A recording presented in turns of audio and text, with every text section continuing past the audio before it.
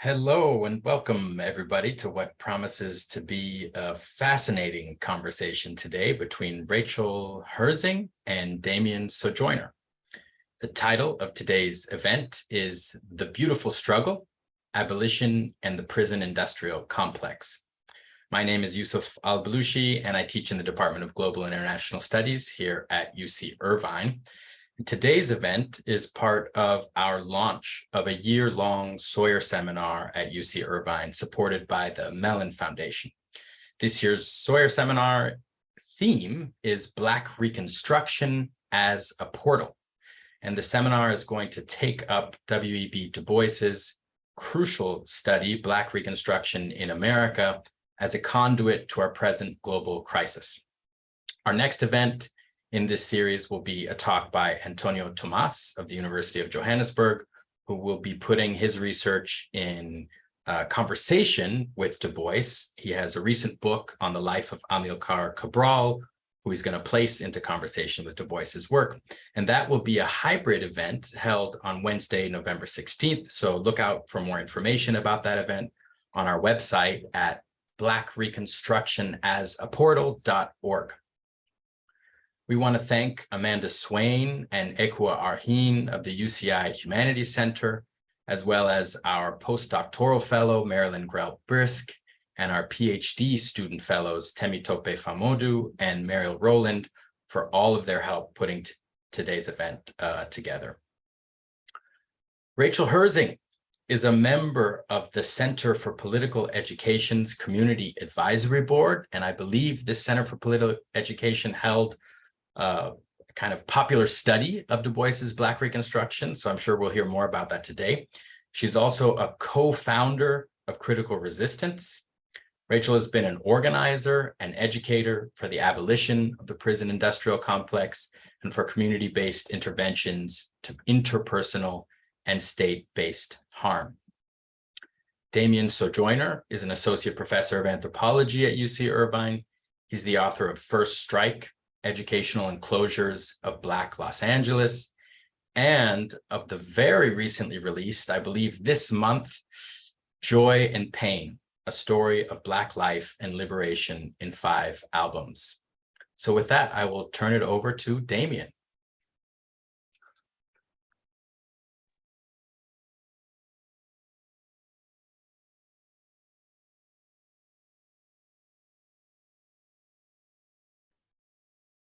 Hello, thank you all for joining us today. We are super excited about this event, as Yusuf has said, and I've been wanting for a long time to be in conversation with Rachel Herzing.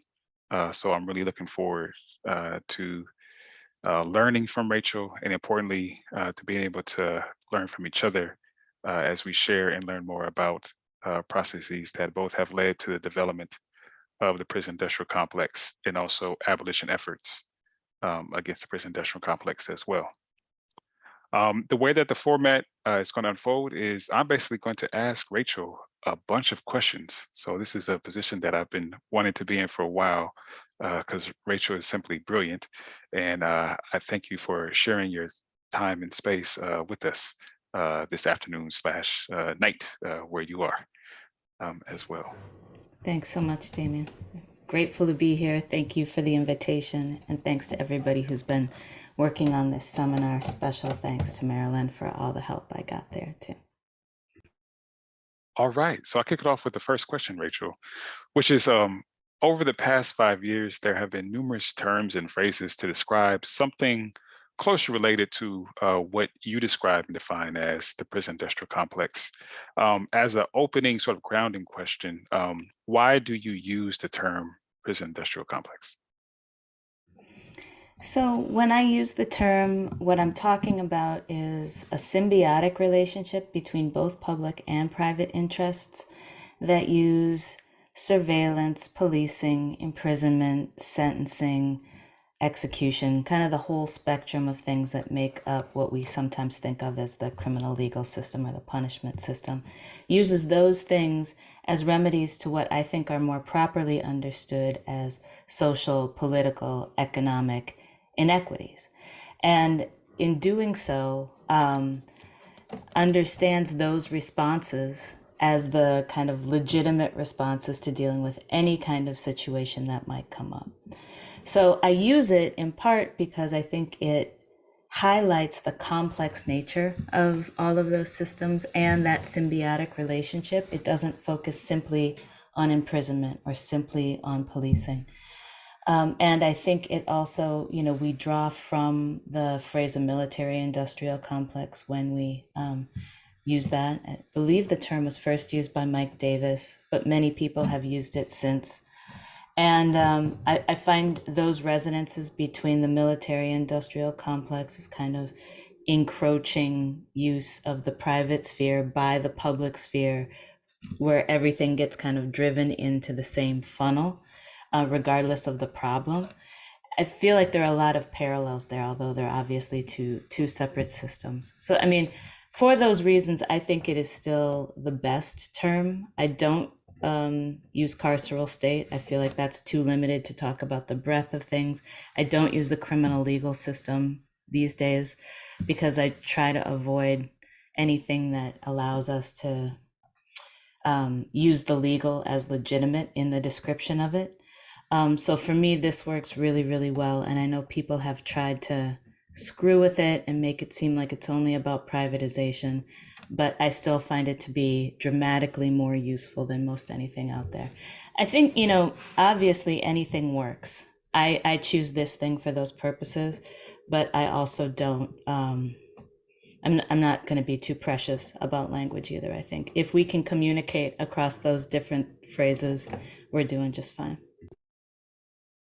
And I know that this issue has been rehashed again and again, but for some in our audience who may not know, can you talk about and discuss those dynamics with regards to privatization, in particular of understanding and teasing out the nuances of privatization within the prison industrial complex, but importantly, the notion of like the public writ large, like public funding, taxes, things of that nature as well. Yeah, I think that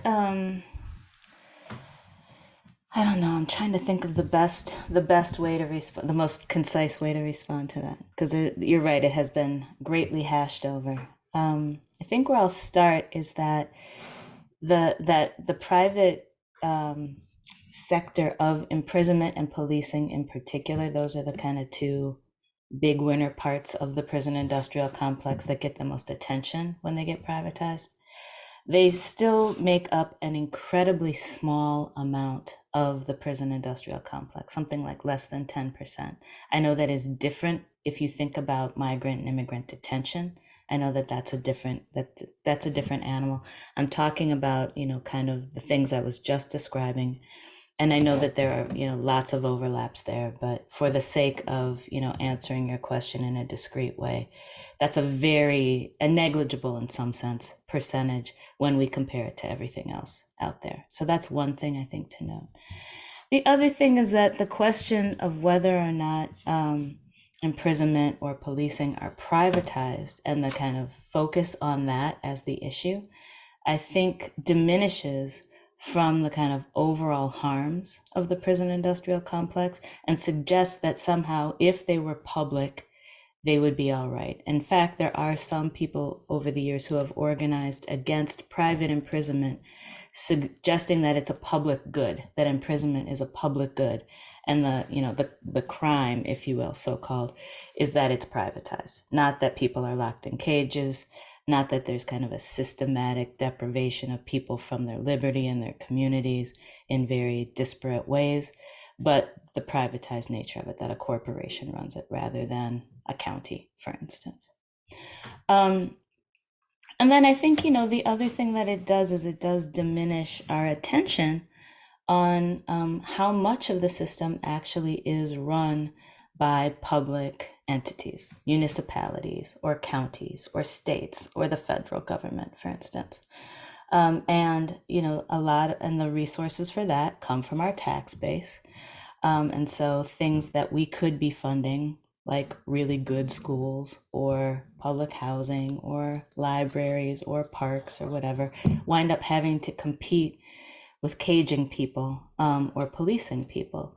And I think that really is a testament to the priorities of these different scales of the state, right? The priorities around imprisonment, superseding the priority on education, a priority on what we know actually brings safety to communities, or a priority on green space, or whatever the case might be.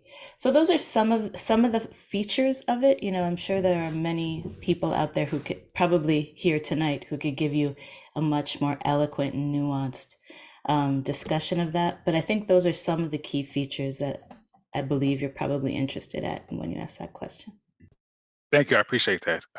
And to your point, this has been discussed, but amazingly, it still keeps coming up. Like this myth is pernicious in that way, that it has not sort of subsided, even though people have been saying like we need to completely reframe what we understand about private. So thank you very much for taking the time to sort of draw out this notion of private versus public and its importance to discussion.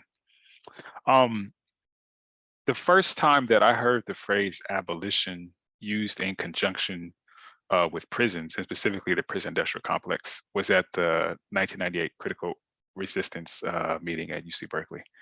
And I mention that to say that a lot of what I have learned about the abolition of the prison complex, industrial complex as a praxis, was largely informed by you and your colleagues at Critical Resistance. And for that, I am forever in your debt. So thank you very much. In the roughly 25 years since that conference, the invocation of abolition as a concept has been employed in a variety of ways, ranging from academic settings to social media and other forms of popular consumption. And so once again, think about these grounding questions. Can you please situate what the abolition of the prison industrial complex was during that time period in which Critical Resistance was developing strategy, and how, if at all, you have seen it change? Well, I should say firstly that I was not one of those people who coordinated that 1998 conference. I did attend it and was influenced by it, as you were, Damien. So I can't say what was on their minds at that point when the conference was coming together. I have heard retroactively that there was a sense that there was a bit of a lull in the anti-prison movement, or the prisoners' rights movement, it's been called. And there was a need to take stock, in 2000 or 2001, I can never get this year right, the prison population topped 2 million for the first time, and it was a big deal.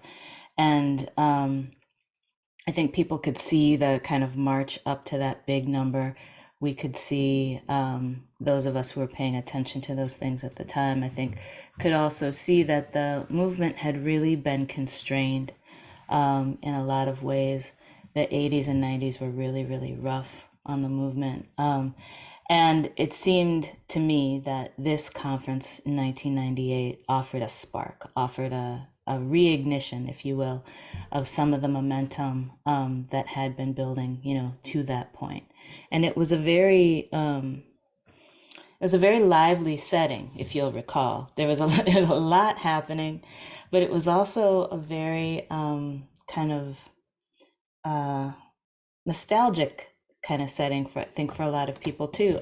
I heard lots of stories of people encountering each other after decades, people who hadn't seen each other for decades, encountering each other in the halls, people who had gotten out of prison, seeing people they had written to or who had organized or litigated on their behalf. All kinds of new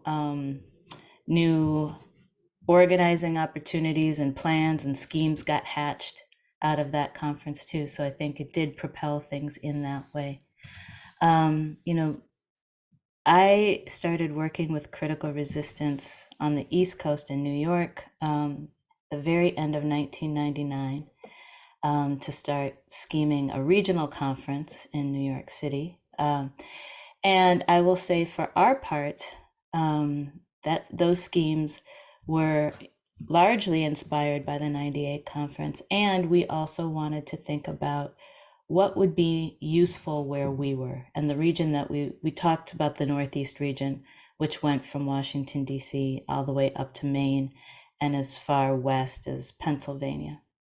And we wanted something that reflected the regional nature of the prison industrial complex and also the regional fights against it. And so, there were things like the imprisonment of Mumia, for instance, which looms very, very large on the East Coast, and other political prisoners who had been locked up in New York State prisons, for instance.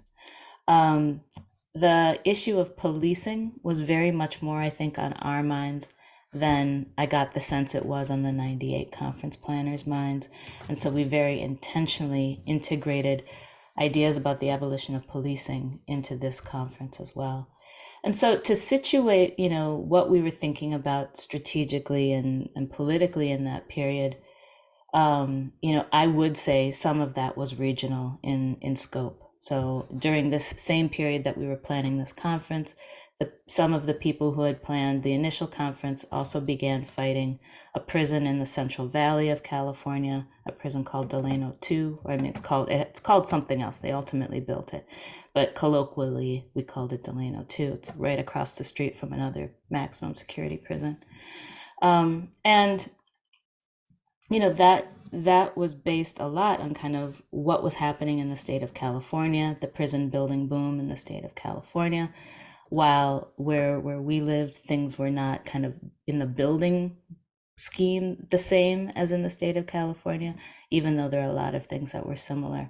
So some of that was regional. But I also think we were looking at the wake in New York City. We were looking at the wake of police violence cases like that of Amadou Diallo's or Abner Louima's or Sean Bell's, right? These really, really took up a lot of space, at least in New York City, and really shaped how people thought about the role of policing, what policing should be for. And there were all of these openings, after the so-called cleanup of Times Square under Rudy Giuliani, that really dominated a lot of the thinking, and because we were based in New York, dominated a lot of our thinking as well. So that's some of the stuff I think that was present in my early days with the organization. And then I think a lot of the development over time, in my experience, really did evolve out of the expansion of the organization to be a national organization. So it wasn't just the concerns of people in the Bay Area of California and the concerns of people in New York City, but became also the concerns of people in the southern region, particularly in New Orleans, Louisiana, Atlanta, Georgia, across the state of Florida. And then, as the organization grew over time, concerns of the people of Los Angeles or of the people of Kentucky or of Chicago or of Portland, right? Where the chapters started to be developed, then we had to figure out, how does the prison industrial complex move and look in these places? What are the appropriate ways to fight it? Is it contiguous or continuous in how it operates, how it shapes itself? Or are these kind of regional specificities worth paying attention to? And I believe ultimately we decided they were, because we stayed kind of regionally focused for many years out of a chapter-based model. I believe the organization still does today, although I haven't worked with them for years now. I don't know if that gets at what you were asking about. That's some of how we developed, but I think, the response was also modulated in part by what the specific needs were of the places where we decided to put down roots. And those were different place to place. Thank you. Yes, indeed. It definitely did get to the heart of the question. And sort of building off of that, you describe how critical resistance went about in terms of building, and a lot of that you can consider to be movement building or like a movement campaign building. You, as a masterful organizer and a thinker and a strategist, you have explicitly stated that politics has to be connected to movement building. Can you explain the importance of situating the political next to movement building? Yeah, you don't have any change if you don't have movements. I think it's really as simple as that. If you don't have movements that are willing to enact good ideas, then they just remain good ideas. They don't wind up taking shape and being able to transform conditions. So you need people who are willing to kind of put ideas into action and test them out, and then come back and say, okay, we tested this out, we have to make this adjustment. Can you give us new ideas? And then, put them back out and test them out again. It really is the proving ground, or the testing out of ideas or theories that the movements are good for. And without strong movement organizations working together to test those things out, I don't really see the point to it. Otherwise, it's like kind of pure theorization. And, I see a point to theorization, but it's a very, very different one from trying to enact change. So unless you're interested in kind of ideological games or ideological puzzles or whatever, then you need people who are willing to go out and put your things to work. And hopefully there's a little bit of overlap between the thinkers and the doers there, right? That's when they work best, when they're not kind of completely separated from each other. And I think sometimes there's a misdesignation, I can't think of the right word, but like a misdesignation that there's a separation between thinkers and doers. And I think the strongest movement have thinkers who actually get to work testing things out.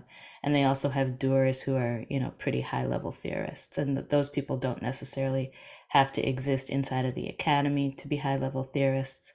But many of them also do exist inside the academy, or have roles to play inside of the academy as well.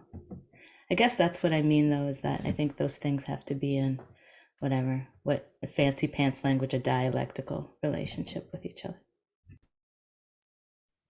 And with regards to politics and organizing against state repression, one of the more contested terrains has been around Blackness. And we have witnessed a rash of well-funded Black forward-facing platforms across the political spectrum that have attempted to achieve political and ideological buy-in in Black communities into what our colleague Dylan Rodriguez has described as the domestic war-making enterprise. From your vantage point, how does Blackness configure into the political analysis and organizing strategies against the prison industrial complex? From my vantage point, and I'm purely speaking as myself here, from my vantage point, it doesn't factor in nearly enough. I think it factors in fairly sloppy ways, kind of in the broadest sense. There are some organizations and some groupings that have really taken up trying to articulate what the specific impacts are on Black communities of a wide variety of political impulses. And then I think there's kind of a very broad brush that gets used by many other groups, many other people. And so there's frequently, I hear assumptions about what Black people want, what Black people need, what Black people will tolerate, that I'm not sure are super well tested out, don't necessarily resonate with my own experience, which is just one experience, but make me curious about how well they've been tested out. And so I think, the question of prison industrial complex abolition is one of those things, right? So we hear frequently, oh God, all kind of madness about it. We hear prison industrial complex is for white people, right? Like Black people don't have time for that. Black people don't want that. We hear that imprisoned people, particularly Black imprisoned people, have no time for that, don't want that. And in my experience, that is not so at all. And that if you actually talk to people about what the politics entail, what they look like in practice, people are like, oh yeah, for sure. I would prefer not to live in a cage than to live in a cage. Oh, for sure. I would prefer to figure out a way to deal with harm when it happens that isn't kind of a hammer to the head at every single turn, right? So that's like one example, but I think there are many examples out there. And you know, we saw a lot of this after the Floyd rebellions, for instance, summer of 2020.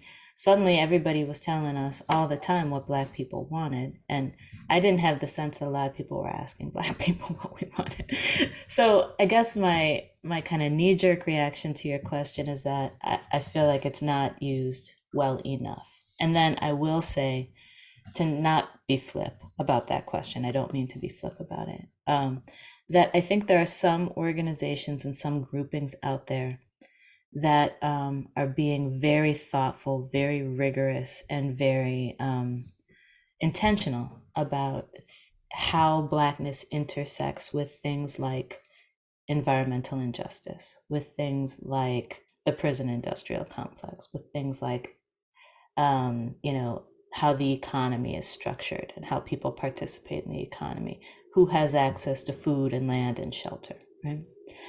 And when people are doing that kind of rigorous analysis and, you know, political activity, I've been so impressed by what they're coming up with, because what they're generally coming up with is that the status quo is not going to hold, you know, from the perspective of Black people and what we want. And that there's a lot of intersecting needs between Black people and other communities of color or, you know, marginalized communities. And that there are many, many, many opportunities for us to join forces and, you know, build much more powerful fronts against the people who would do us harm when we can think, you know, strategically like that. And those people are also helping us understand how essential it is for Black people to be internationalists, to continue to be internationalists as Black people have been through the years. So, you know, I think that you know, not to be too reductionistic about it, but I do think that for many Black people, Blackness shapes everything. You know, the fact of being Black shapes how you understand the geography that you exist in. You know, shapes how you understand your gender or your sexuality or your body in the world, right? And so I don't think it can be underestimated, but that doesn't mean that it should be loose and sloppy either. It should just be like a add-on. I think it needs to be understood in relationship to lots of other dynamics. Is that what you were getting at? Yes, yes. And actually, I have a follow-up question building on the point that you made about internationalism.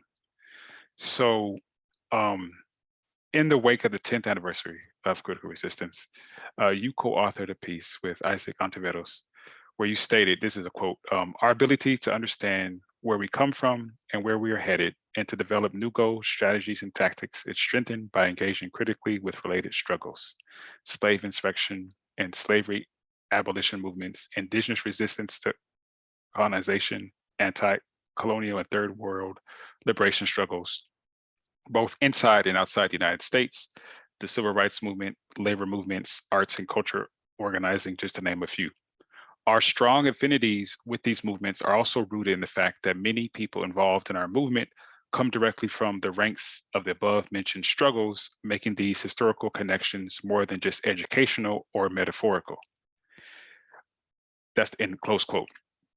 To these points, can you expand on how and why an internationalist perspective became critical to your framework of understanding and developing strategies against the prison industrial complex? Sure, that sounds like us. Those sentences go on and on and on. I think that you know, from my perspective, internationalism it's just essential. I mean, especially if you live inside of the United States. The United States is just one weird MFN place, right? It is just like a really, really odd place. And it is an empire in decline. And I think we do well to understand where we are as a kind of odd place and to look beyond the kind of, you know, made up borders that make the United States, to see kind of where do we have affinities, but also where can we learn lessons from other struggles. So, the United States does not have much figured out. And the left in the United States does not have very much figured out at all. And there are very, very strong movements all across the world of people working under dramatically worse conditions than we have here, or similar conditions to what we have here. And, we get trained to be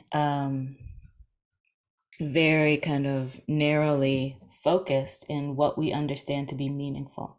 And we get trained in the United States to believe that things that happen outside of the geopolitical borders of this place are not relevant to us. And they're incredibly relevant to us, and I think they can be really, really instructive. And there are some interesting experiments, like really big mass experiments. So you think about, some of the big movements coming out of India, or the big movements that are coming out of Brazil or whatever. There's very, very instructive stuff for us, or out of South Africa. And instructive, not just kind of in like, oh, that was an interesting historical example, but instructive in that, there are many organizers working today who could be of service to us, or we could be in a more reciprocal relationship with than we are right now. And getting that perspective from being outside of your block or your town or your state or your country even, helps you put things into perspective, helps you see kind of a broader context for what goes on here. And I think that broader context also then often suggests a broader range of strategies or tactics that you could bring to bear on your specific situation. So I just think, I don't know, it's a very simplistic answer I have, but I just think we're missing out if we don't take advantage of the kind of broad world out there to help us make sense of what goes on locally.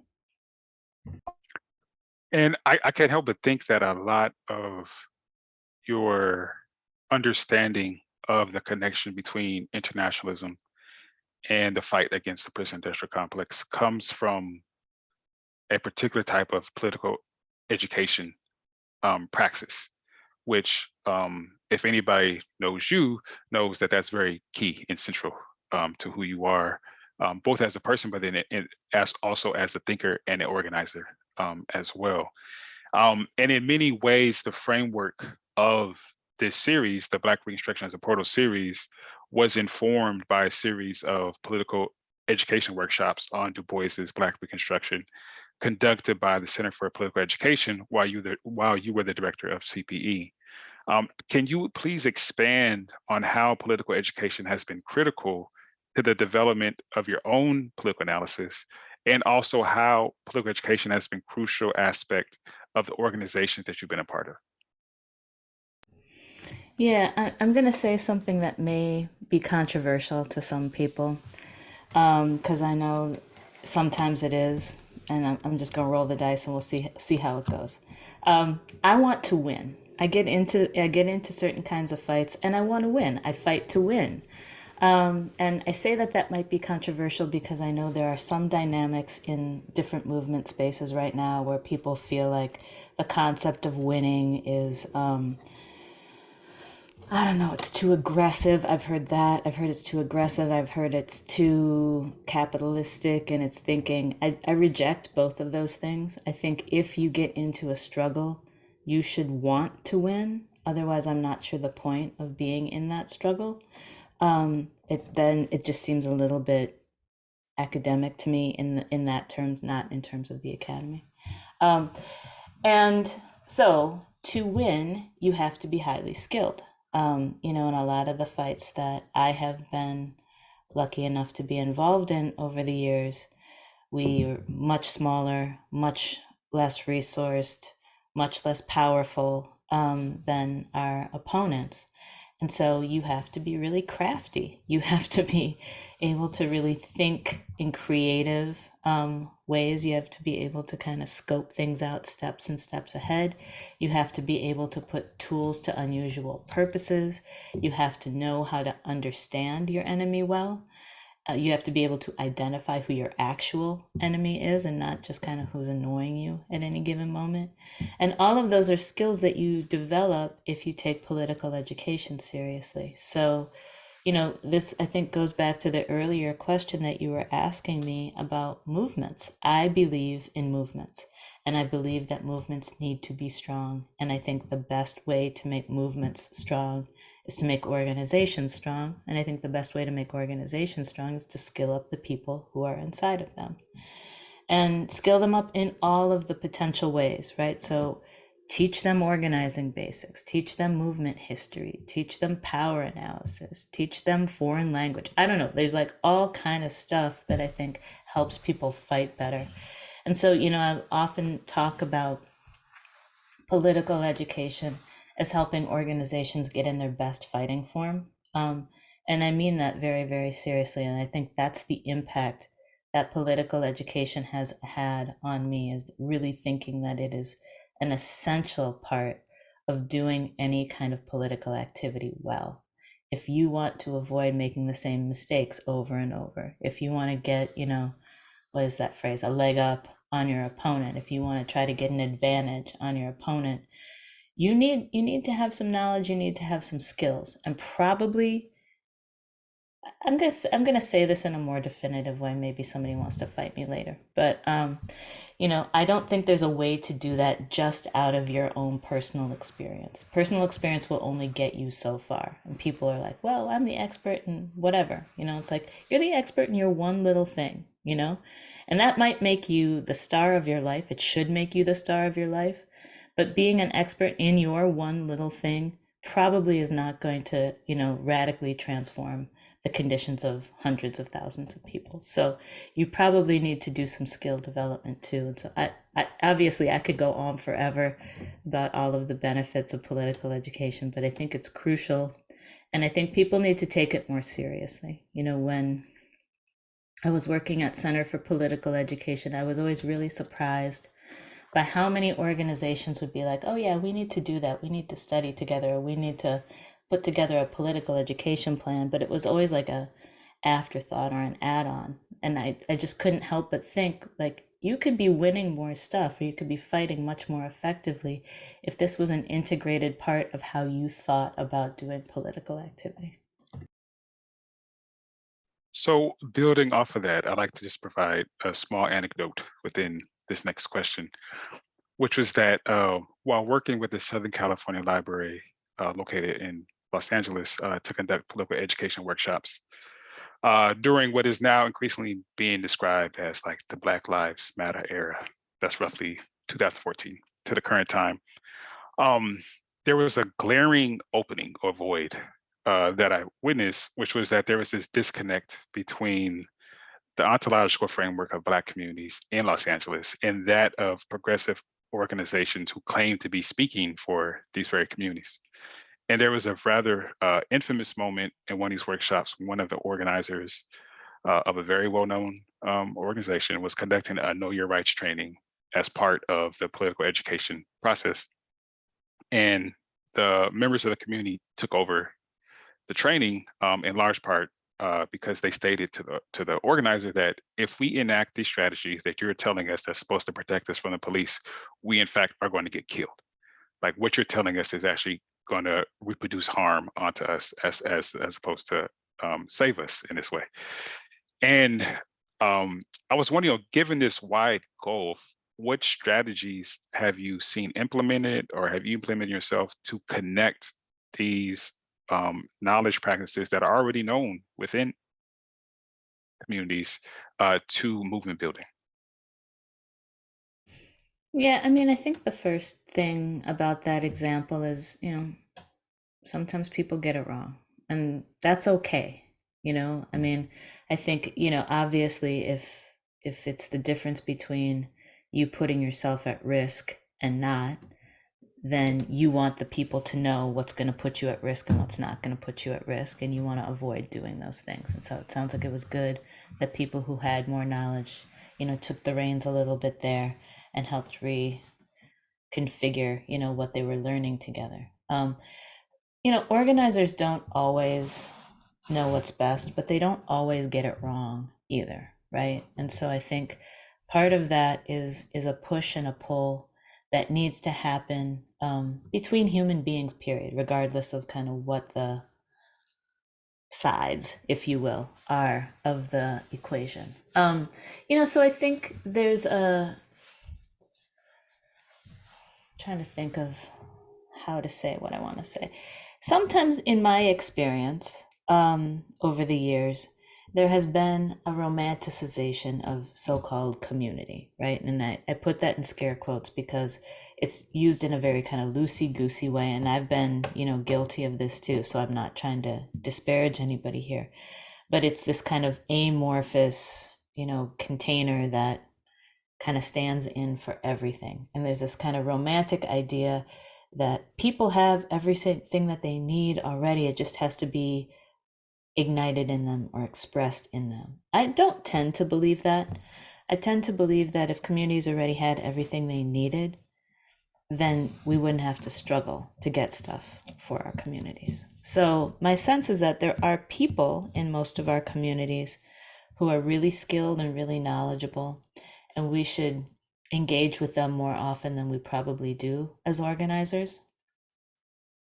But not everybody you stop on the street who has an idea has the right idea. And the fact that they're like from the neighborhood doesn't mean that their idea is a good one.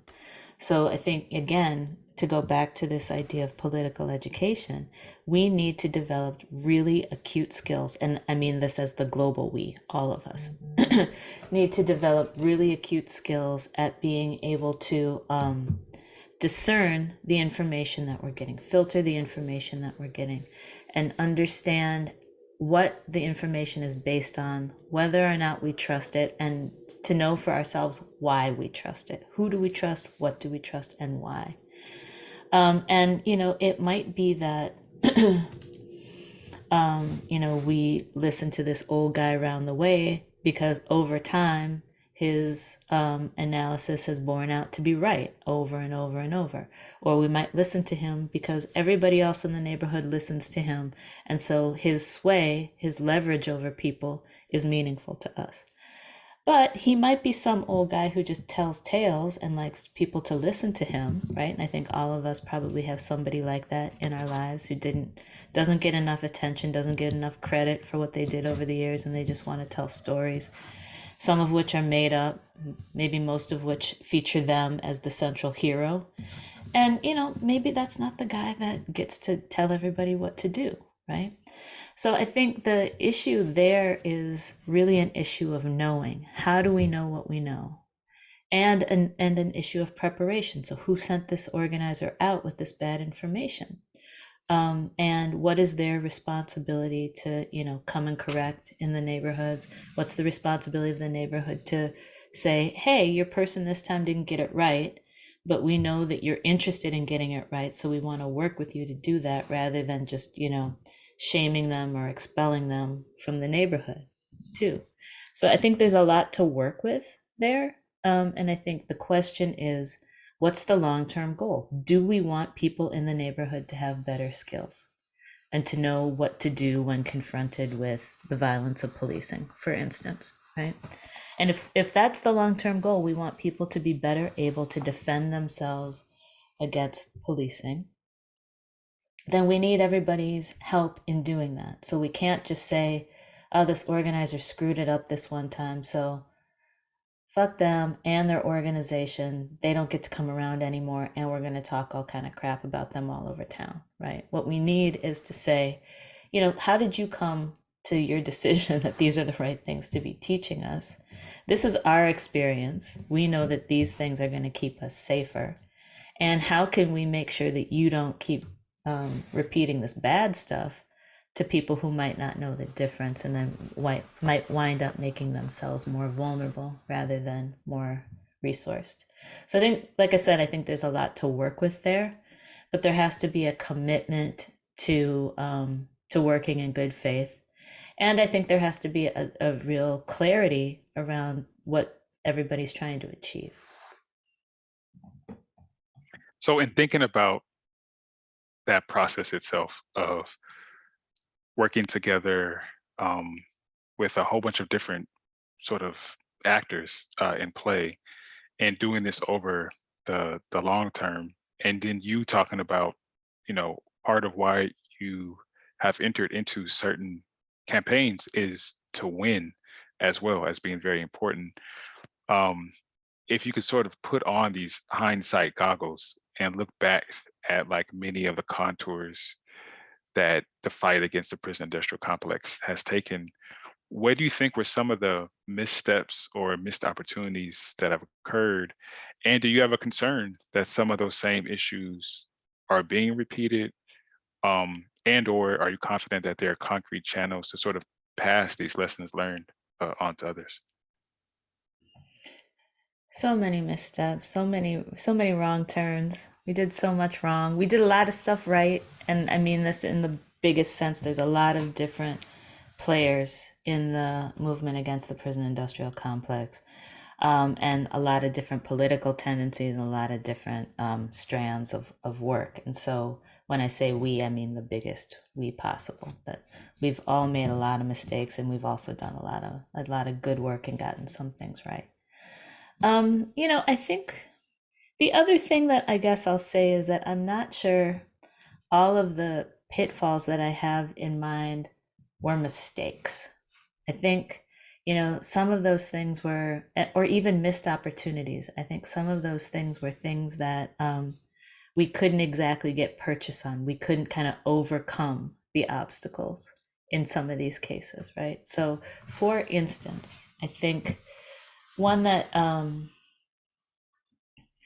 of is on my mind a lot, and has been for a long time, and people have put in really, really good work on, is the kind of divide between places where prisons, for instance, but also jails in some cases, are cited, and the people who get sent to those places. So there's this great divide, and there's a lot of fear mongering that goes on around people who get imprisoned to make locking them in a cage seem like a reasonable thing to do. And there's a lot of mess that people get sold when a county or a city or a state or the federal government wants to put a prison or a jail somewhere. And in that mess is included this kind of mythology about these kind of boogeyman of kind of who imprisoned people are, but also what having a prison in your town might get you, right? And this is like the privatization conversation, debunked a million times over, that prisons are economic drivers for anything anywhere. They are not, point blank, end of. They just aren't. They are drains on any economy that they're put in. But there are still communities across this country, and by that I mean geographic communities, that are fighting to have prisons put where they live. And I think we've never adequately been able to get around that obstacle. I don't think that's our fault. It's not a mistake on anyone's part. It's not a missed opportunity, a single missed opportunity that if only we had gotten in the right place, the right time, we could have messed with that. That mythology is very thoroughgoing, and the machine that produces that mythology is really big and powerful and durable. And I think, we, and again, I'm using we in a very loose way here, but I think that we need more people spending more time in rural communities where prisons, for instance, get cited, and really like spending time in those communities before prisons are actually built, talking to people about why this is not a good thing for them, what they could be advocating for instead. And there are some people who do this incredibly well. I will say the name out loud, Craig Gilmore, because he's exemplary at doing this and has taught a lot of people over the years how to do this well. But more people need to be doing that work. And we can see, when people put in the work to do that, it's often really, really effective. And, up and down the state of California, recently in Kentucky, where they fought off yet another federal prison. There are lots of good examples of this working, and these kind of rural urban divides that get made by people who cite prisons, I think could be broken down a bit more. So that's a thing. I think we haven't completely figured out how to get away from the boutique imprisonment craze, prisons or jails for children or for women or for so-called mental health, as if mental health could be provided in a locked environment like that. But I think we haven't kind of been able to get under that impulse and make a good enough case for why it's just garbage. And I think that goes on. Today they keep, you live close to LA. LA loves that stuff, right? LA loves to make specialty jails in particular. Around my way up here in Harlem, they're trying to build a so-called feminist jail, which is just like a laughable thing to think about. And these two places are not unique. That is a scheme that gets used a lot to justify having to build more cages, new cages, when I think we know that the people who they're trying to serve would be best served outside of cages, period.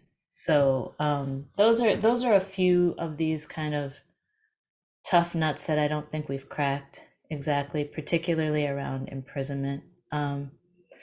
Around policing, there's so many. And I feel like the real energy around particularly the abolition of policing is much more recent.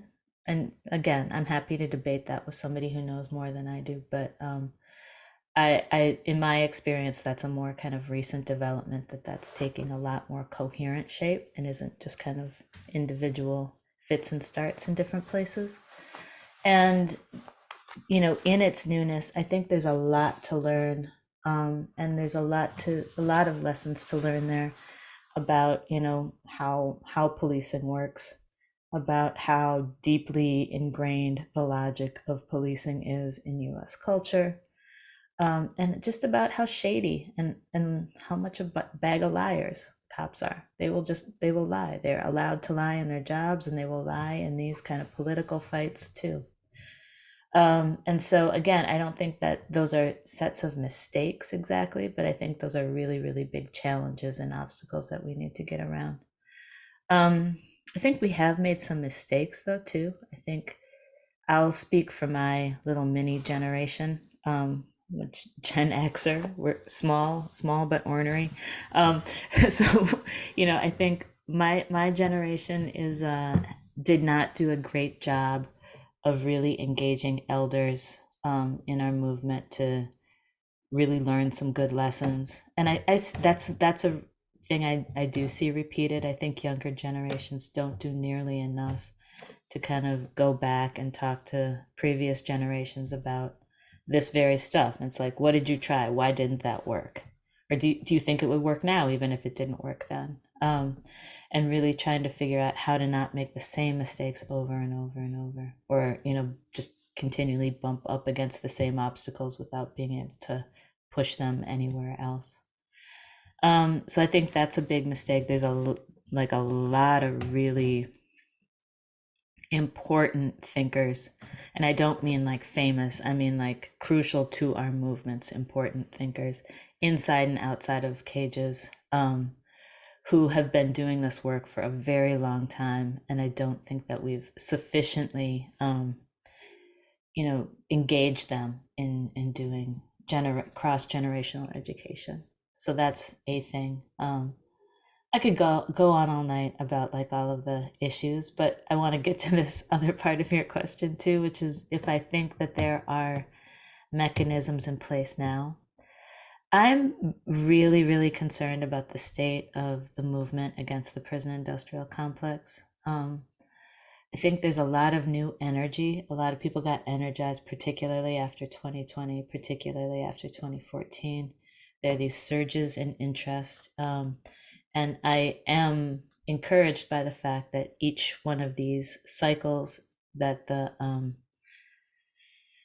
organizing seems to start from a progressively better place, better from my perspective place. So if I look at 2020, the demands compared to 2014, they're dramatically better demands coming out of Minneapolis than we saw initially coming out of St. Louis or Baltimore, for instance.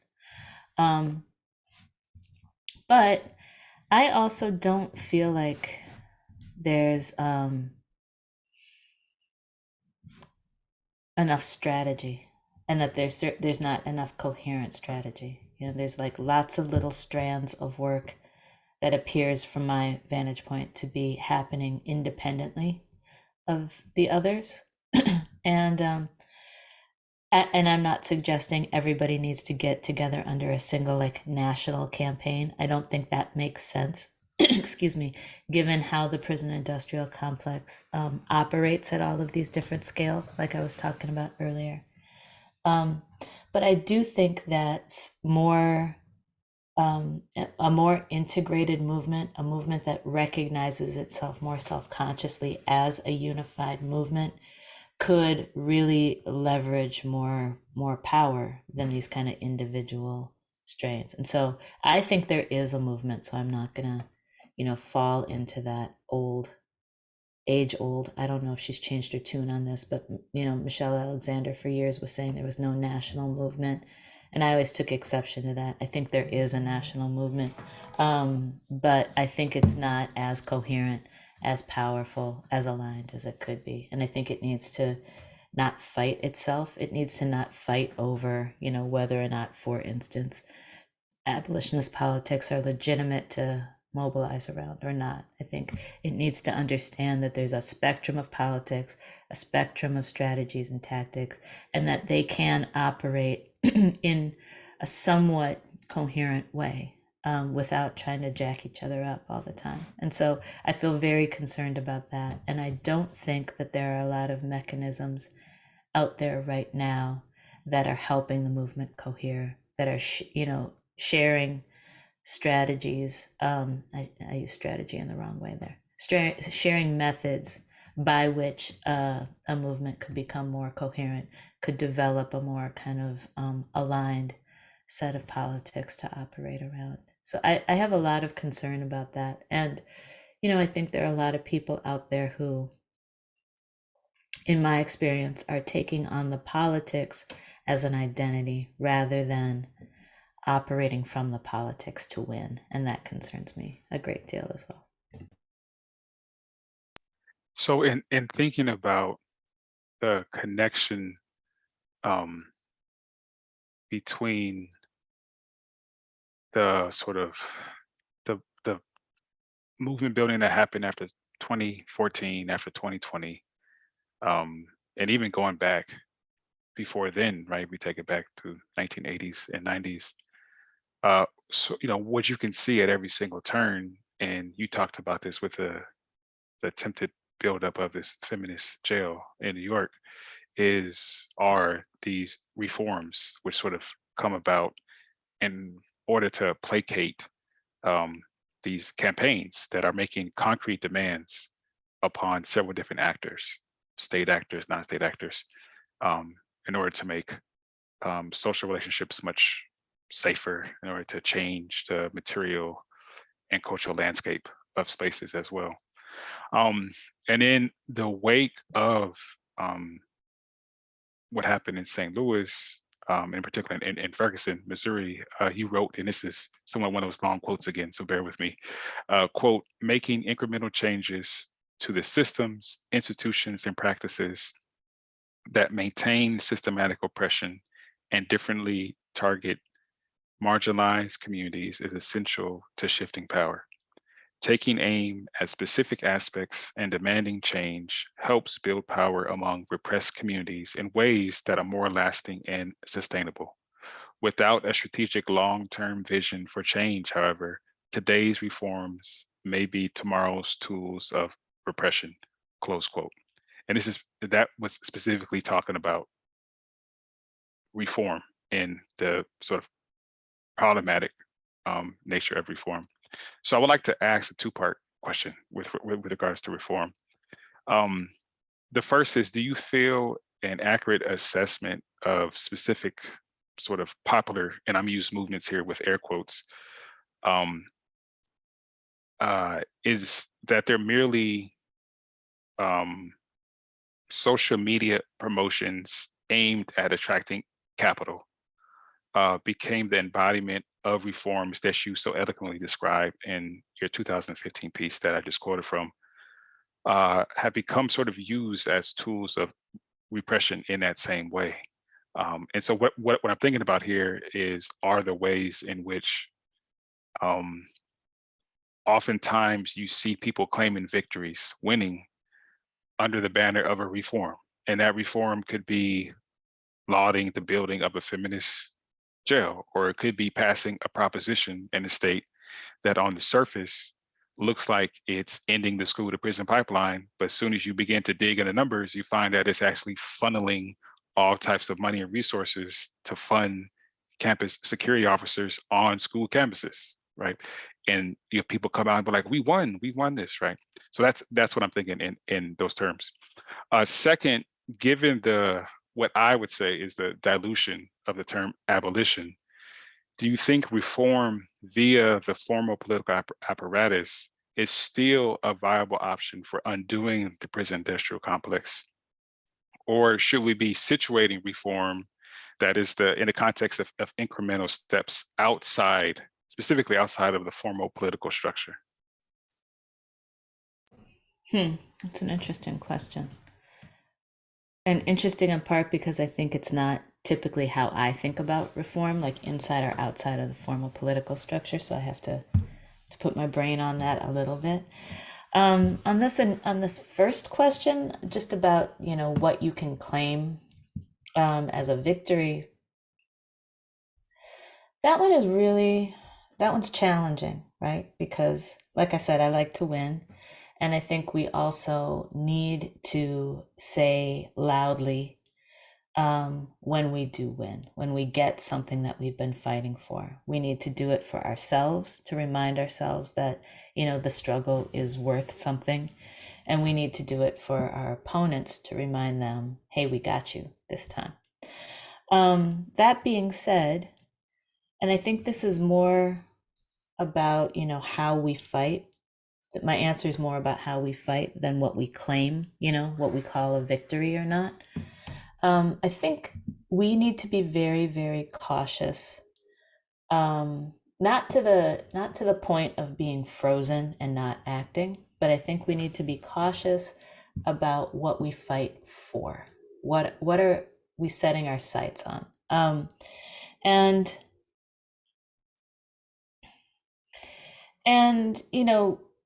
because, let me say this a different way, because if your goal is to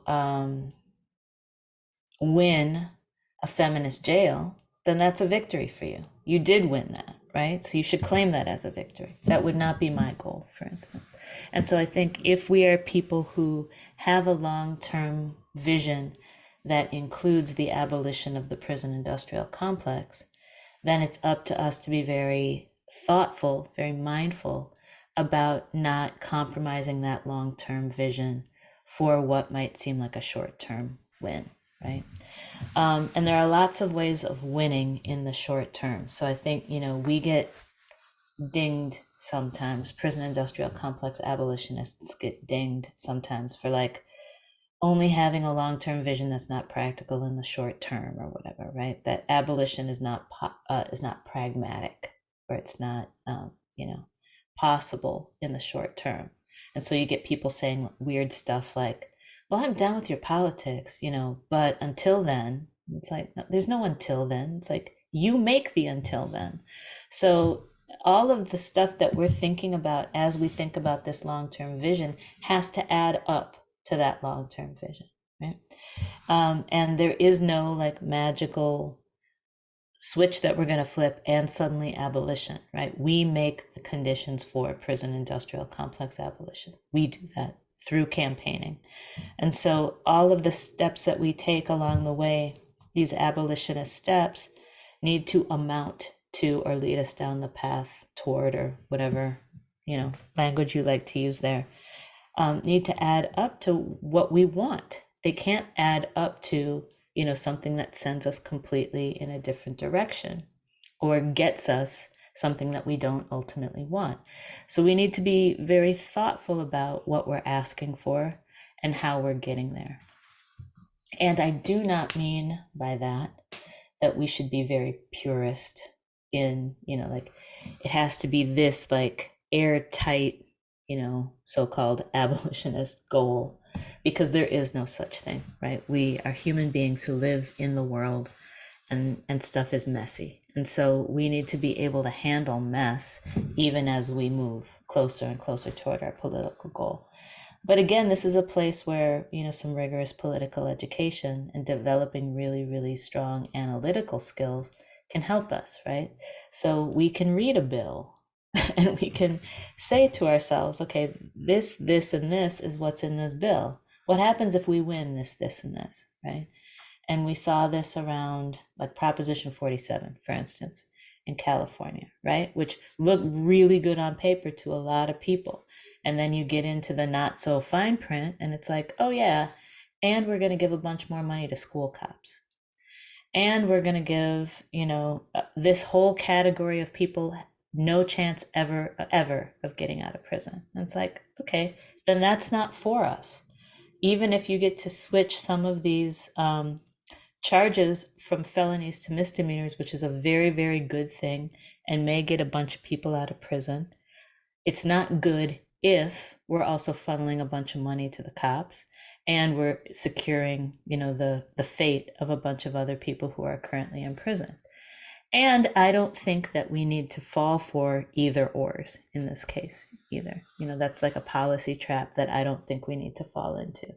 So I think we can say yes to making all of these things misdemeanors, and yes to making a case for these people to be eligible for reconsideration, under some system, and yes to depriving cops of resources ever, right? Money into schools, but into the hands of cops, never. All of those things are possible, but we have to be paying attention to what's in these pieces of legislation, if the terrain of legislation is where we fight. And so I think, in the case of, these feminist jails, for instance, the late great Rose Browse, wrote a series of pieces talking about why the idea of a feminist prison was ludicrous and why we should never advocate for it, right?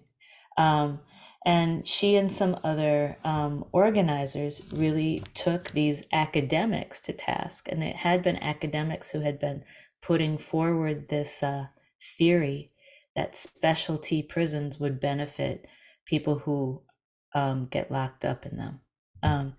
And we're making at some level real cases, right? So like when you lock people up in a gender specific prison and you put somebody in there who doesn't meet that gender, oftentimes they don't get access to all of the things that are in there, right? So you don't get programming, you might not get health care, you might not get, the things that you need, you might not get yard time.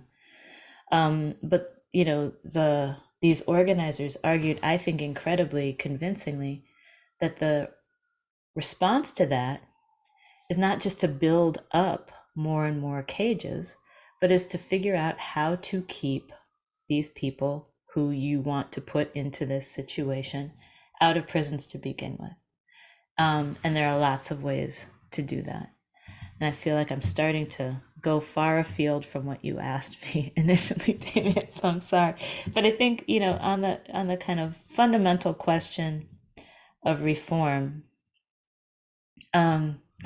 I don't think we need to imagine reform as an on or off switch, right? Either we're against reform or we're for reform. I think, we have to think about what is our end goal. And if our end goal is the elimination of the prison industrial complex, then we can make small changes that get us closer to that erode the power and the legitimacy of the system, that help change the common sense about punishment, right? All of these are incremental steps. They're not the whole kind of shebang at once. And that's, I guess, partly what I'm talking about with these kind of purist goals. if every single prison door could open today, if we could make that happen, yes, do it, go for it.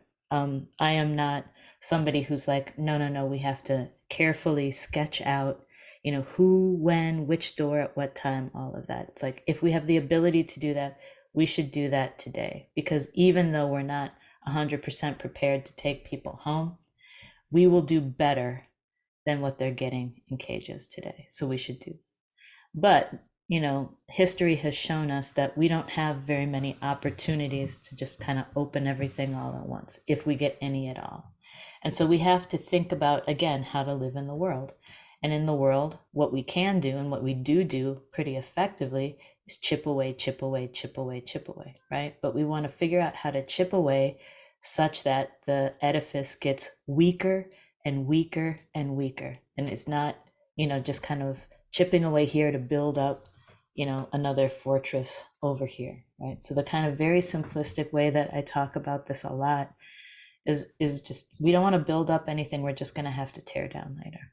And I think that's my orientation toward reform. I don't think it's just bad, but I think we need to think about changes toward our long-term vision. Our long-term vision always has to be in place if we're going to advocate for incremental change.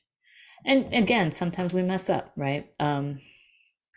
So when we mess up, we don't claim those as victories, but we do our best to keep moving in the direction of what we want and not, settle for what we think we can get.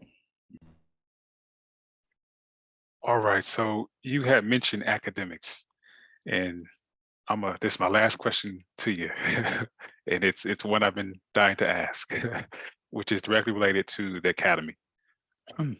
One of the more pernicious developments during the advent of the modern prison industrial complex has been the complicity of the academy to the development, maintenance, and enhancement of the prison industrial complex itself, ranging from the development of predictive policing schemes emanating out of anthropology and criminology departments to the providing of key theories out of sociology and poli-sci departments that have informed policing policy. The tentacles of academia have been ever present within the prison industrial complex. Regarding the connection between the academy and the prison industrial complex, I have two questions for you. The first, if it is all possible, how can we organize and or develop effective theorization from within the confines of the Western Academy structure? And second, have you seen effective strategies to root out and make plain the violence-making capacity of the Western Academy, which you were alluding to in that piece by Ross himself? Yeah, I don't know. I feel like the first question is more a question for you, right? It's like, what can you and your homies get up to, right? And I'm going to think about it some more. I'm not just going to be jokey about it, but I do feel like at some level that is a question for academics to figure out, right? On the other side of that, I've seen some interesting stuff. I feel like there are a lot of protections for academics that provide a buffer from organizers, right, who would like to critique them, or whatever, so-called that magical community member out there that I was referring to earlier, to be able to critique them. And I'm not a fan of call outs exactly, and shaming, public shaming and that kind of thing. So I know there have been some attempts to do that, right? So to show up and say, hey, you, whatever, criminology lab, we know that you are developing this kind of theory that's going to make policing even more violent than it already is, for instance.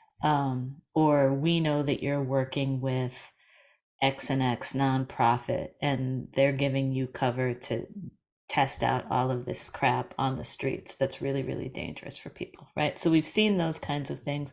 I think those can be effective, but they're not my favorite. I feel like they don't last. They give you this flash in this moment, but then, people come back around and are sneakier the next time or whatever, harder to kind of ferret out.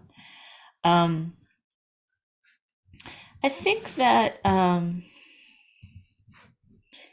there have been some interesting organizing efforts on campuses that have the potential to engage academics, to engage university professionals of all sorts, faculty and staff, in participating in them in ways that really can shift how people understand their own roles or understand what they contribute to the problems more generally. And so I'm thinking about a whole range of them. So,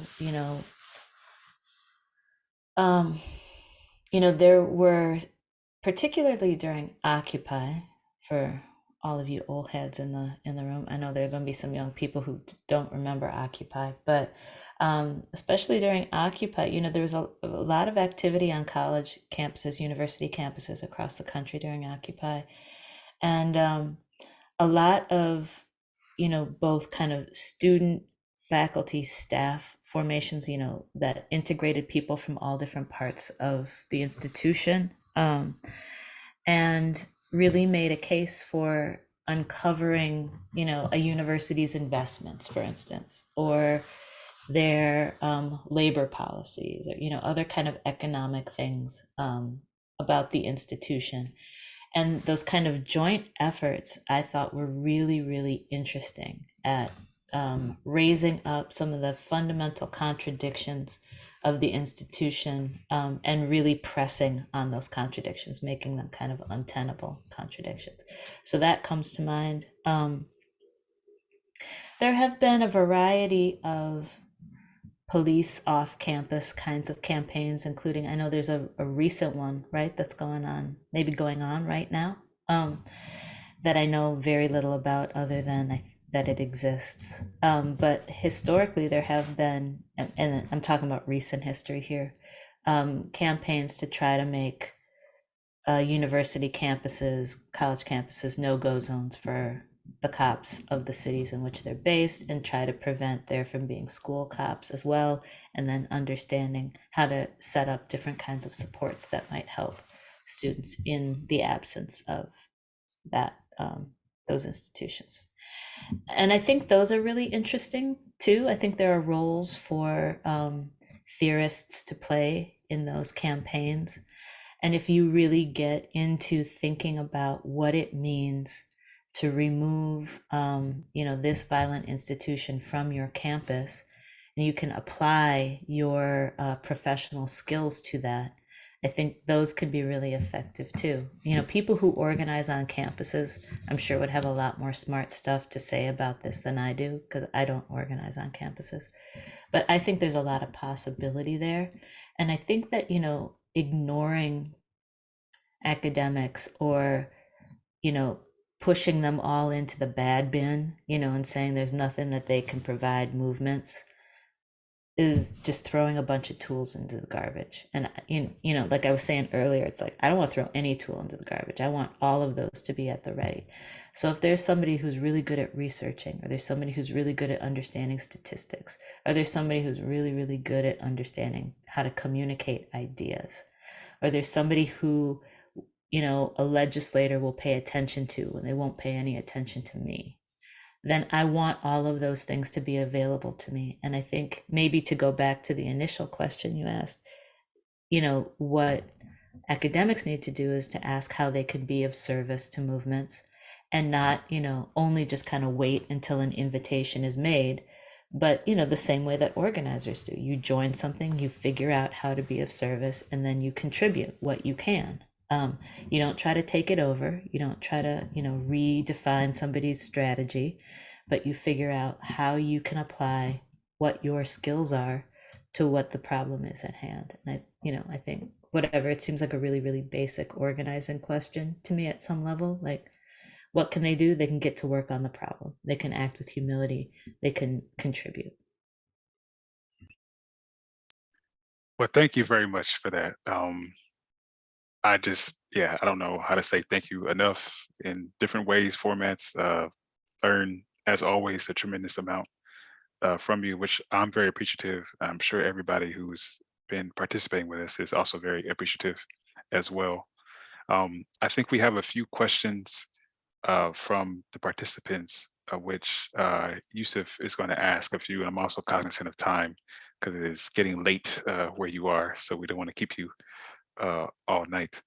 So I'll allow Yusuf to have some of the questions that were pulled from the participants.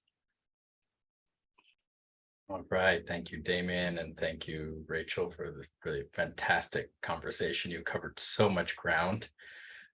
We've got a number of great questions from members of the audience, and they're still coming in, so please feel free to add your question to the Q&A stack there.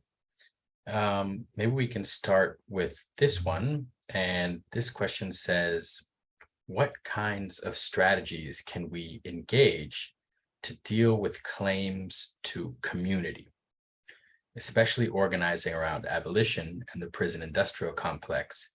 We find a contestation around who represents the Black community, say, who knows how to best help Black folk, and even how, if we should move beyond prisons and police. Basically, how do we deal with those who claim to represent Black folks and appear to have the legitimacy to do so, and who actively work against the abolitionist movement? That's a hard question, a complicated question. So let me see what I might have to say about this. And Damien, I would love to hear what you think about this also. I think, I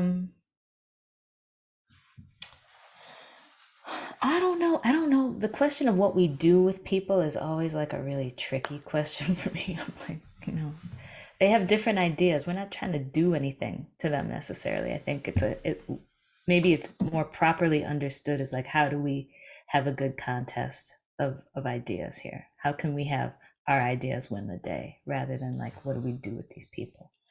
And, my answer to that, I'm just going to be a broken record on, you already heard, which is like, get your analysis right, like understand, your movement history, understand the analysis of your time and place and conditions, and be able to leverage that against what you think are bad ideas, right? So, the other thing is that you might not be the voice of Black people either, right? So the question might be more like, how do we unearth, what's really going on in Black communities? Black communities are incredibly broad and diverse and big, like there's a lot of different ways of being Black, right? So, I think when I hear, for instance, politicians try to speak on behalf of the Black community, I get kind of riled up and I'm like, I wish you wouldn't do that. It's like, you definitely are not speaking for me. And I think, my answer, which is not a great answer, so Damien's going to come in and save the day, but my answer, which is not a great answer, is that I think we have to figure out how to challenge the ideas such that we can make a better case for what we think is a more appropriate answer, right? So if we think that, the question referenced abolitionist politics, for instance, right? So if we think that abolitionist politics are good for Black people, should be for Black people, then one, we have to make the case for why. We have to demonstrate that, Black people don't need to be alienated by these politics. And that is more than just talking. I think that has to be showing too. We have to launch campaigns for using those politics, and we have to win some of those campaigns. But also, I think we need to help people understand how to articulate that for themselves, right? So that, a politician can't come in, I can't come in, Damien can't come in and just claim to speak for everybody, right? People have to have encouragement to articulate what's on their minds, what they care about, what drives them themselves, and they need to have opportunities to be able to do that. So that's kind of a sloppy answer, and Damien's gonna tighten everything up for me and make it plain, right? Well, all I'm gonna do is just use what you've been saying in part the whole time, which is that political education is key. And In particular, I think about the work of our colleague, Sonia Vasborges, um, who writes about education being a critical component to the building up of a mass organizing movement in Guinea-Bissau to win, to liberate themselves. And crucial in Sonia's text is that you see that there's various groups of people who all don't consider themselves to be Black, or who all don't consider themselves to be whatever it is that someone else thinks that they are. And the key behind this thrust was to develop a particular educative platform which brought about an ethos of interest together, where people could understand, like, oh, we all have a similar goal, right? And how do we get to this goal? And thus, along the way, you begin to unpack, well, what does Blackness mean? What does it mean to go against the colonial state? What if I identify with the colonial state? All these tensions begin to get thrust out, but that's a process in of itself. And it demands, to your point, Rachel, that you stated over and over again, that you really have to work with people to see exactly where they stand, because you just have this thought, you meaning the amorphous you, that Black people don't get down with the prison industrial complex until you begin to talk with Black people and be like, yeah, like this all makes sense to me. And so, yeah, I would just come back to that. Political education is key. It takes a lot of time and effort. It's not going to be flashy. You're not going to be able to post it on Twitter, on Instagram, all of the details. But that's nothing new at all. Like, that's been the case. A lot of the hard work that goes into movement building is not fun in that way that you see in a reward the next day or tomorrow. But slowly over time, I think that's the case. And then secondly, I think that I learned this a lot from Yusuf Omawali and Michelle Welsling at the Southern California Library, is that we need popular propaganda, like, on our side, in order to see how this is cohesive, and that these ideas resonate well because they in fact are already present in the communities. Like, the idea that policing should not be in a community is already there, right? It's not that you're introducing that idea to a community and you have to get them to accept it. It's once you put it in this popular form, you'd be like, oh yeah, I've been thinking that, right? And then that begins to gain cohesion as well. So I think there's several strategies that can be done, but I mean, literally throughout your whole discussion, Rachel, you hit already on literally all of them. I knew I could rely on you. I think the one last thing I'll mention is that I also think it's foolhardy to assume you're going to get all Black people to agree to anything ever, right? So even in this example you were just given, Damien, if all of these people in the neighborhood are like, oh yeah, I was already thinking that, there's going to be some old lady who's like, no, more cops, right? Absolutely more cops.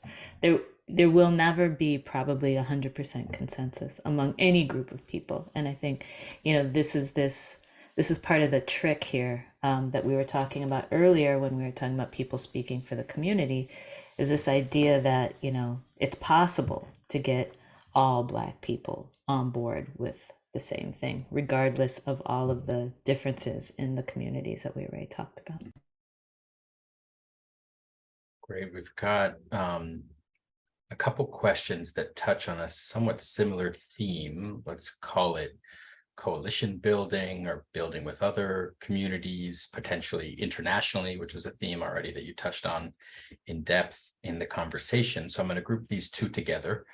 The first one asks, in what ways can we make the resistance from the PIC more inclusive? How is this applicable internationally? And the other related question asks, what is the way critical resistance goes about finding shared interests without compromising the end goal to end the prison industrial complex?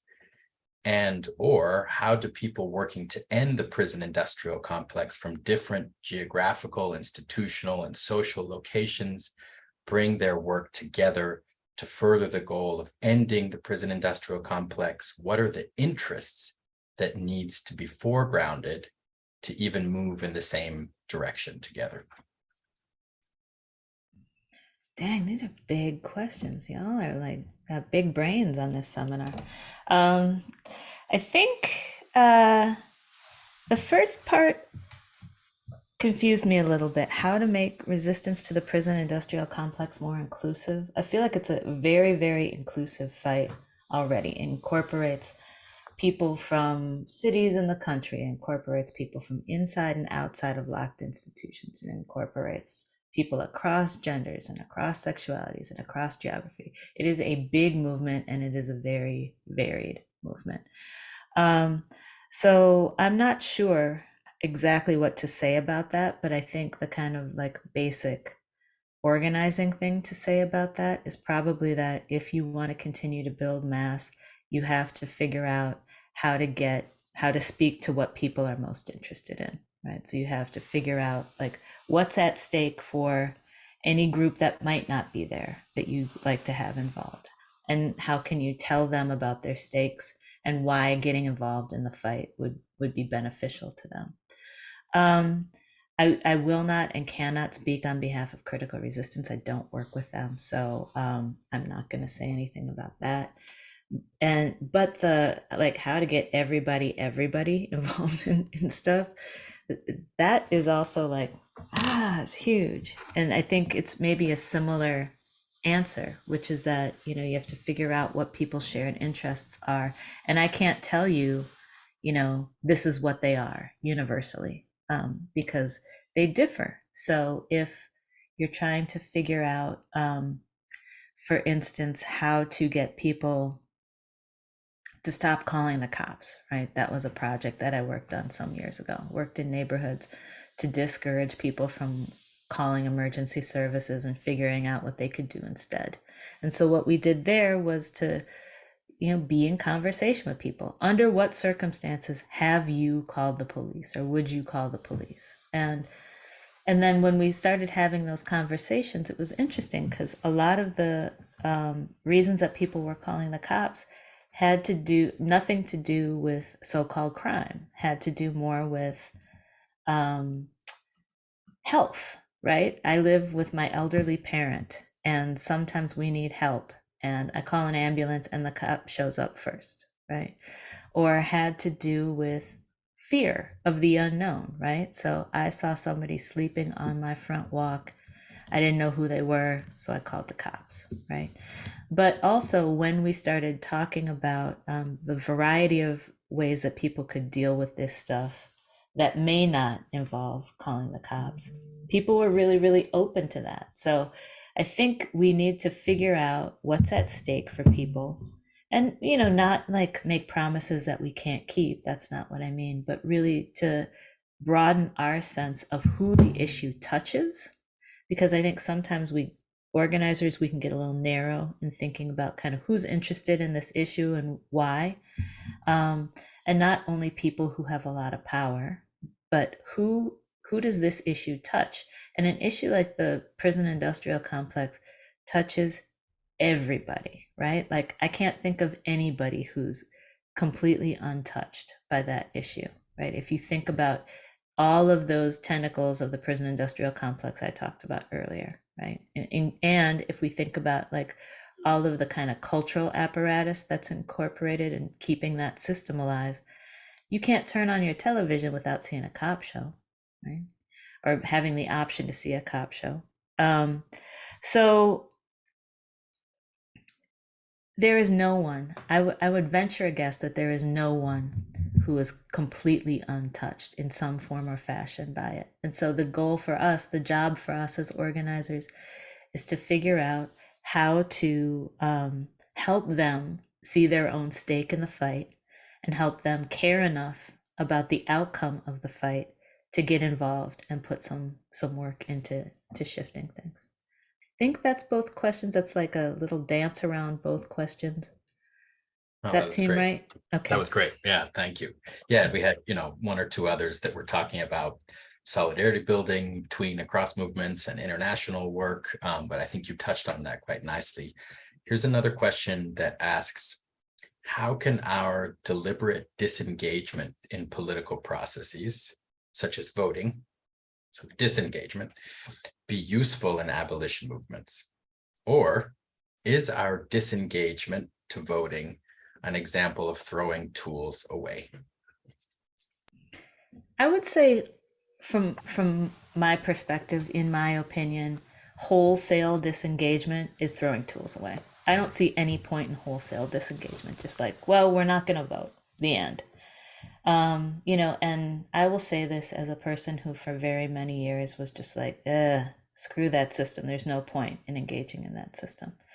And I think the conditions have shifted. I think, the conditions that we live in today require us to participate, in part because the right is mobilizing, the far right in particularly, is mobilizing at every single level and really, really is organized, right? So, you might think, who cares who's the president? And I would challenge that. I think it does matter. I think we've seen over the past few years that while it might be degrees, there are differences in degree, and those differences in degree do have some impact on our day-to-day lives. But I guess I would challenge you also to think about, like, who's on your school board, who's on your water board, who's on your elections board, right? Like, what are the, and these are different place to place, obviously, but the people who make decisions about what happens in your town on a daily basis, they have a lot of power. Who's the attorney general of your state, right? That's like one of the offices that the far right is really going for because they control elections, right?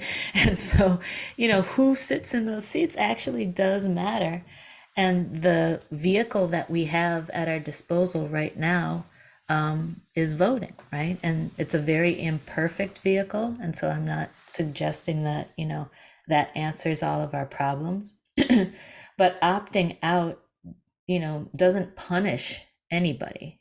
It just takes you out of the mix. And so I would say, there may be elections that are not worth your time to participate in. You might decide, like, I don't care about X, Y, and Z. If you live in a state with propositions, you're probably never going to have one of those because there's always something that matters on the ballot. But, in other places that might not be the case. And I think, if you decide that on a case by case basis, you might find that, you can use that strategically. But I think a wholesale opt out, I just think it's like it's throwing tools in the trash. And I don't know that I think that is specific to movements for the prison industrial movement for the abolition of the prison industrial complex. I think that's kind of politics across the board. So I don't think there's anything particular about the movement to abolish the prison industrial complex that would make voting or not voting different from what I just described. Right. We have two relatively concrete questions, and they're short. The first one asks, what is one group or organization that models abolition to you? What practices do they enact? And how does it relate to the core principles of abolition? I know you're just speaking about some concrete experiences, but this could be your own organization, another organization. And another one asks, what are your thoughts on ACA 3 in California to remove forced labor in jails?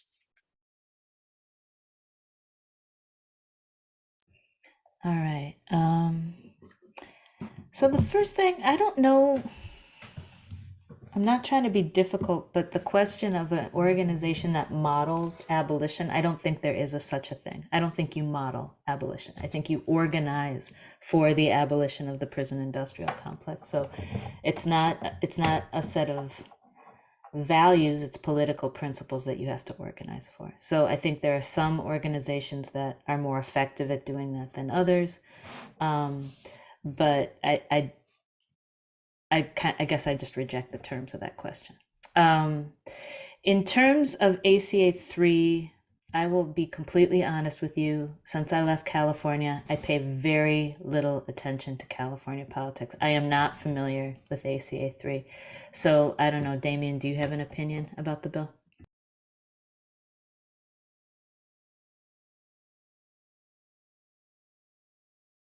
You're muted, Damien.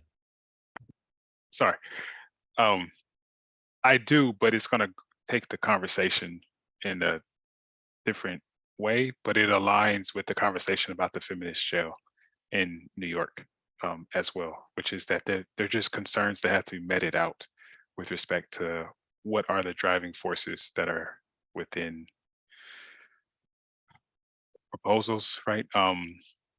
And similarly to how there was a little bit of a groundswell when Prop 47 was on the horizon, until a couple of organizations really began to look into it to figure out like what was happening and where resources were going. I feel like the same energy has to be put into ACA3 as well, right? But so I'll just leave it at that. Like I said, this could go on for a while about that, but I'm gonna stop there. Right. And I know we've already had some questions about internationalism from Damien and others. We've got some comrades joining us or who do work in Brazil as well. So I want to encourage everyone here, if you have questions, don't be shy. We've got a lot coming in. Probably won't be able to get to all of them, but please keep them coming. One question I know that I wanted to get to was a follow-up about political education that you talked a lot about already, but wondering if you could tell us a bit more about the study group that you helped organize on Black Reconstruction. How did that come about? And what lessons has that book offered to your organizing? Can you tell us what you see as the relationship, the similarities or differences between political education and kind of formal school education? I'm just gonna make myself a note here so I don't forget all of the parts. Okay, so in 2017, the Center for Political Education, let me say this differently. In 2016, the Center for Political Education underwent a bit of a rejuvenation. It decided to kind of remake itself in some senses. And I was hired with another person Damien mentioned earlier, Isaac Ontiveros, to take over co-direction of the kind of new project. And one of the first things that we did was to talk to a lot of people. This is a San Francisco Bay Area based organization. So we talked to people all across the Bay Area to find out what was on their minds, what did they care about, what was animating their work. And I don't know if you remember the very end of 2016, beginning of 2017, there was a couple of things that were really on a lot of people's minds. And one of the things that kept coming up was Black Reconstruction. You know, people kept saying to us, I wish we would have read Black Reconstruction as an organization. Or, we're going to start reading Black Reconstruction. And I was just like, this is bananas. You know, that's a long book. That's like a hard, long book. It's just like organizers kind of unsolicited from us telling us over and over and over they wanted to engage with this book. And, you know, I think they wanted to engage with it because there are a lot of lessons from the Reconstruction period that were, I think, relevant and resonant with what was happening in the United States, the end of 2016, the beginning of 2017. So we held a study group and we had 50 people sign up to be in this study group with us. And every other week, we read a chapter or a couple chapters. And we did that for, the better part of 3 months, I think.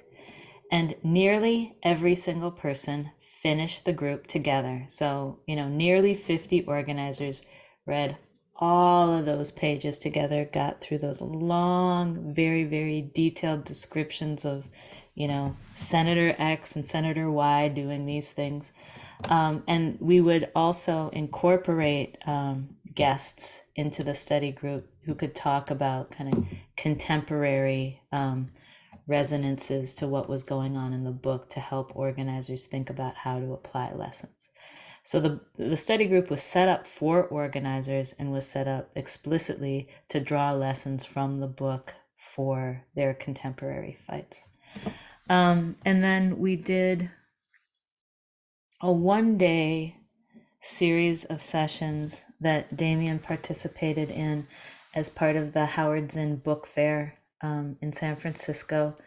And we took some of the key themes from the book that we had talked about in our study group and, did independent sessions on them. So we did one on education, we did one on land, we did one on messing up now. There are two more, and I can't remember what they are. Political power and repression, maybe. I can't remember what they all were. And we brought people from different places, academics and organizers, together to come and talk to us about kind of, what was going on for them. And we raised up some of the things that we thought were interesting from the book for that.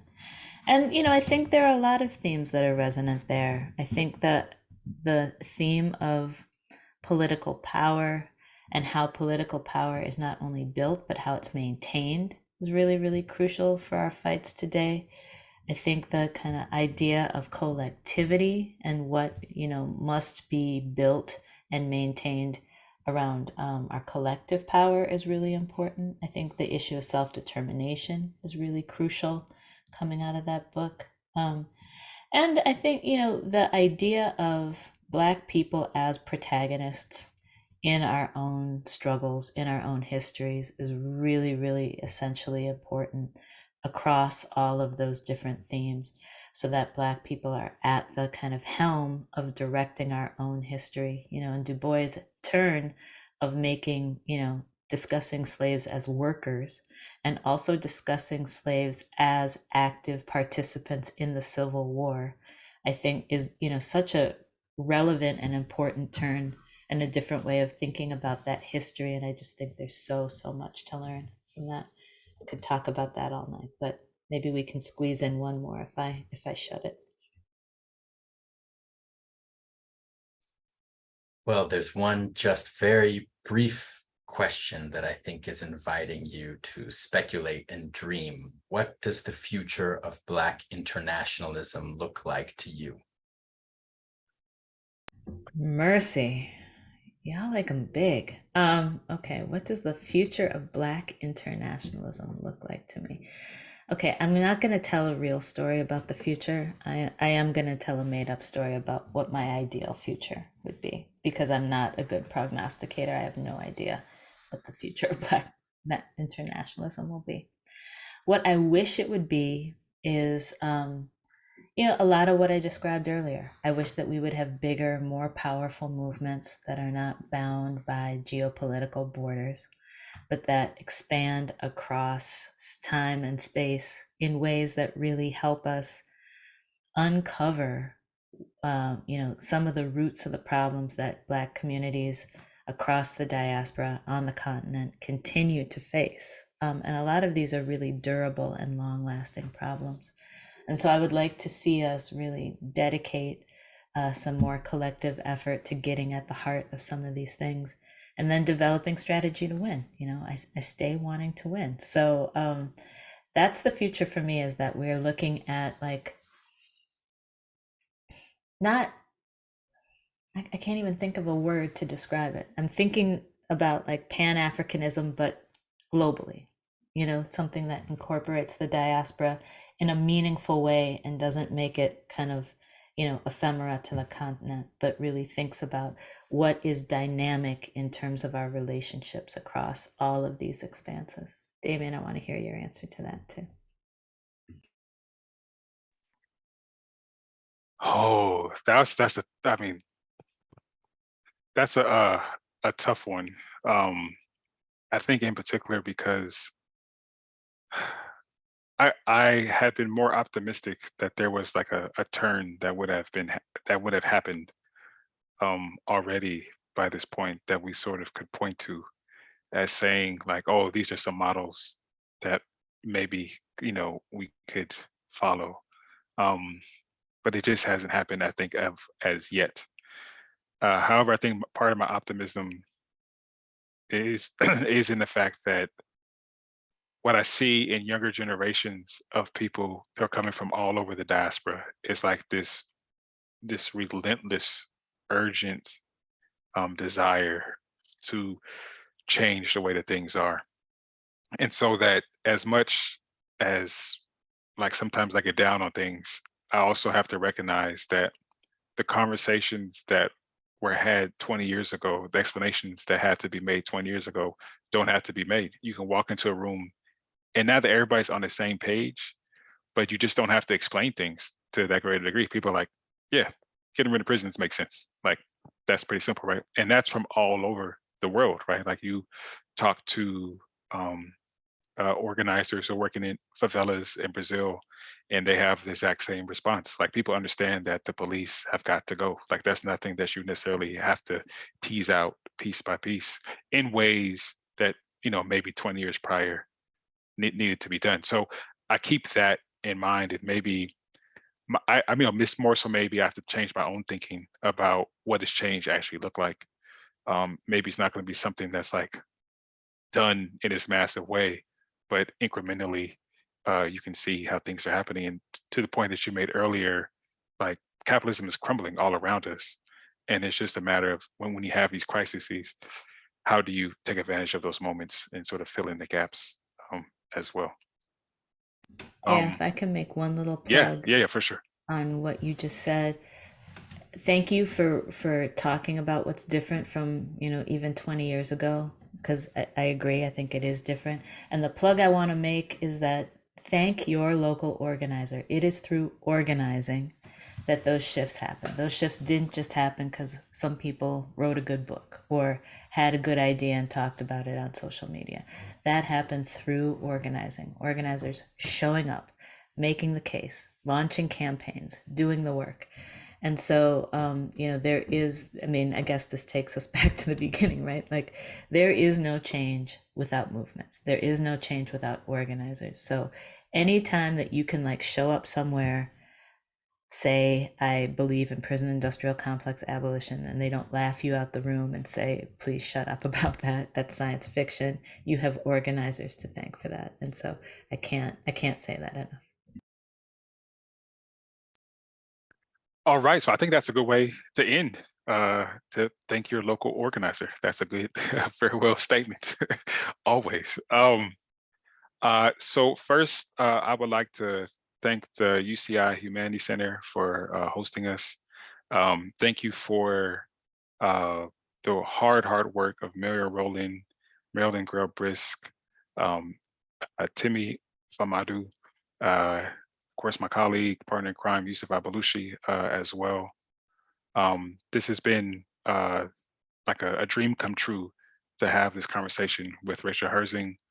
When Yusuf and I were applying for this grant, you were one of the first names that popped up. Just like, oh, we gotta talk with Rachel. How can we sort of get Rachel into a conversation, trying to work out different ways of making it happen? And I know, me personally, I'm just sort of like over the moon happy that we got to have this 2-hour time block to share with you. I think your insights, as always, have been brilliant. Um, Looking forward to having future conversations with a whole bunch of people who are able to watch this. And I know this is going to spur on conversation in classes at Irvine, but then also the goal is, to put it up on Black Reconstruction as a portal website, and then point people in direction to do part of that work of political education work to just introduce these key concepts, the sites of terrain in terms of what's been struggled over. And we would really hope to build on the work that you have been doing for such a long time and the organizations that you have been working with for such a long time as well. All that to say is that I'm just very thankful for you and for the time that you shared with us. And I'm just at a loss, I guess, to say how appreciative I am of this moment. So thank you very much. Thank you so much for having me, and thank you everybody who's been working on Black Reconstruction as a portal. Such an important study that you all are taking up together. Super grateful. This is the inaugural one of these conversations, is that right? So this is our third The third one. seminar that we've had, and this is what we're calling our keynote seminar, but it's the first one that we've had on Zoom. and thus by far, I think as a result of that is the largest in terms of how the information will spread as well. So yeah, Thank you all for the invitation. It's been great to be in conversation with you, Damien, and I'm really excited to learn what will happen with the seminar as it progresses. Well, thank you. I mean, like I said before, the work that you did at CPE laid the groundwork for the idea of having Black Reconstruction as a sort of a tool of analysis to understand the situation. So thank you many times over. All right, and with that, thank you all who have been attending. Really appreciative of sharing your time with us. And please check out Black Reconstruction as a portal site for future events. We have one with Dr. Antonio Tamas coming up next month. Yeah, and thank you.